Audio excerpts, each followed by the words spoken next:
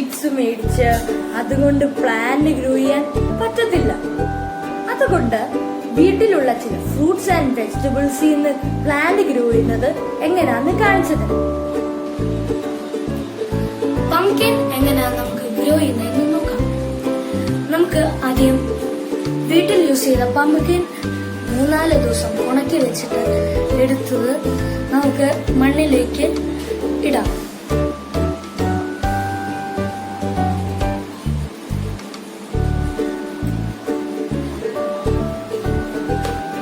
One centimeter ഹൈറ്റില് ഇച്ചിരി മണ്ണ് ഇട്ട് കൊടുക്കാം.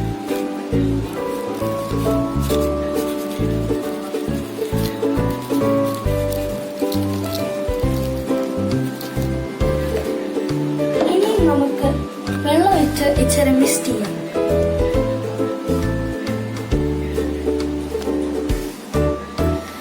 ഈ മണ്ണ് എപ്പോഴും മോയിസ്റ്റ് ആക്കി വെക്കണം. തൊട്ട് നോക്കുമ്പോൾ ഡ്രൈ ആണെങ്കിൽ ഇച്ചിരി വെള്ളം മിക്സ് ചെയ്ത് കൊടുക്കണം. ഇത് ഞാൻ ഒരാഴ്ച മുമ്പേ കുഴിച്ചു വെച്ച പംകിൻ സീഡായി. ഇത് നന്നായിട്ട് വളർന്നു വരുന്നുണ്ട്. ടൊമാറ്റോ പ്ലാന്റ് എങ്ങനെയാണ് ഗ്രോ ചെയ്യുന്നതെന്ന് നോക്കാം. ആദ്യം ഈ ടൊമാറ്റോ 2 ഈക്വൽ ഹാഫ്സ് കട്ട് ചെയ്യണം.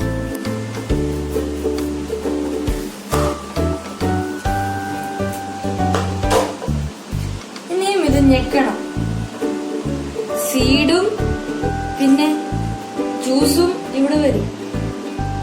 ഈ സോയില് ഗാർഡൻ സോയിൽ, കോക്കോപിറ്റ് ആൻഡ് മണൽ ഈക്വൽ റേഷ്യോയില് മിക്സ്ഡ് ആണ്.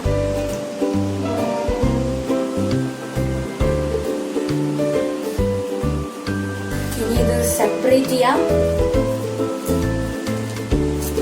ഇതിൽ മണ്ണിടാം.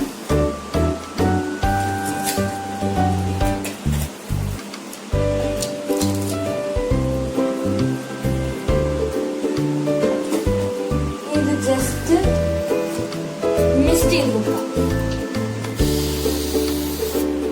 ഇത് ഡ്രൈ ആണെങ്കിൽ ചെറുതായിട്ടൊന്ന് മിക്സ് ചെയ്ത് കൊടുക്കാം. ഇനി ഇതൊരു ഷെയ്ഡഡ് സ്ഥലത്ത് വെക്കണം. ഇന്ന് നമുക്ക് ഗ്രീൻ ചില്ലി എങ്ങനെ ഗ്രോ ചെയ്യുന്നതെന്ന് നോക്കാം. ആദ്യം ഗ്രീൻ ചില്ലി 2 ഹാഫ്സ് ആയിട്ട് കട്ട് ചെയ്യണം. നമുക്ക് ഇതിന്റെ സീഡ്സ് ഒന്ന് മാറ്റാം.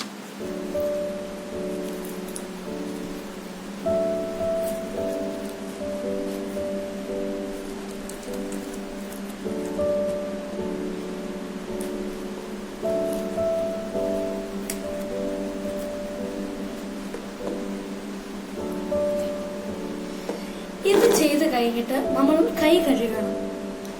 കണ്ണിലൊന്നും തൊടരുത്. ഇനി നമുക്ക് മണ്ണെടുത്തിട്ട് സീഡ്സ് എല്ലാം ഇട്ടുകൊടുക്കാം.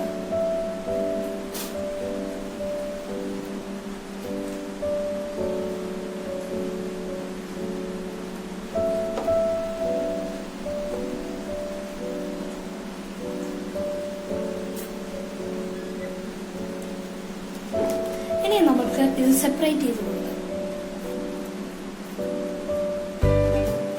നമുക്ക് ഇതിന്റെ പുറത്ത് ഇച്ചിരി മണ്ണ്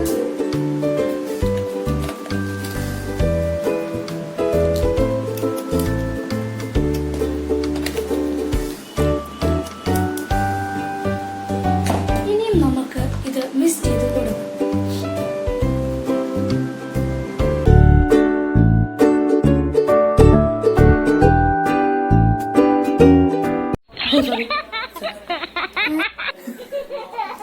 അപ്പോ വേണ്ട ഇത് വേണ്ട. എന്താ തലയുടെ ഇവിടെ ഇച്ചിരി പുറകെ പ്രശ്നം കറക്റ്റ് ആയിരുന്നല്ലോ. ഇങ്ങനെ തല ഇങ്ങനെ കട്ട് ചെയ്ത്